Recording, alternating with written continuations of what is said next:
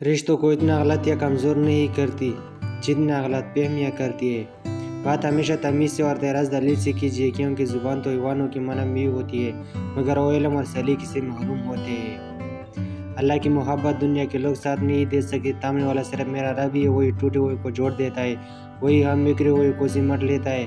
دنیا کے لوگ بھی ہمارے بانٹ نہیں سکتے، اللہ کی محبت ہمیں بے سہارا نہیں کرتے، دنیا اکیلا چھوڑ دیتے ہیں مگر میرا رب نہیں چھوڑتی۔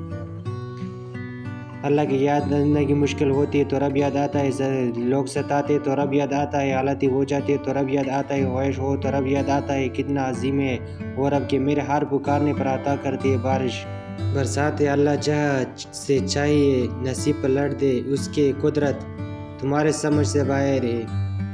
زندگی ٹکڑے بوڑھی ناریلی ہوتی ہے، جب بھی لگتی ہے کسی کی اصلیت دکھاتی ہے، کچھ نہ کچھ سیکھتا ہے۔ کسی زندگی میں ہر کھیل کھیلنا پھر کسی زندگی سے مت کھیلنا، یہ بہت درد ہوتا ہے۔ دعاؤں میں تاثیر آپ کی طلب سے آتی ہے اور تحریر آپ کی بہتری کے لیے ہوتی ہے۔ اپنے اندر اتنی ہمت پیدا کر کل آپ جن کے لیے مذاق تھے آج اب ان کے لیے مثال بن جاؤ گے۔ یا رب ہر ناکامی سے بچا مجھے، یا رب ہر نافرمانی سے بچا مجھے، یا رب ہر علت سے بچا مجھے، یا رب ہر قلت سے بچا مجھے، یا رب ہر ذلت سے بچا مجھے، یا رب ہر نفرت سے بچا مجھے، یا رب ہر مشکل سے بچا مجھے، یا رب ہر مصیبت سے بچا مجھے۔ اگر کوئی آپ کو روکتا ہے، ٹوکتا ہے، وقت مانگتا ہے، حساب طلب کرتا ہے تو یقین جانے آپ بہت نصیب والے ہیں، کیونکہ قسمت والوں کو ہی فکر کرنے والے ملتے ہیں۔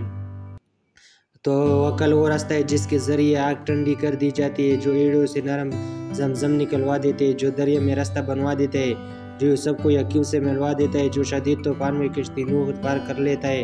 تو پھر کیا تم اپنے رب پر توکل نہیں کرو گے جو ناممکن کو ممکن کرنے والے ہیں؟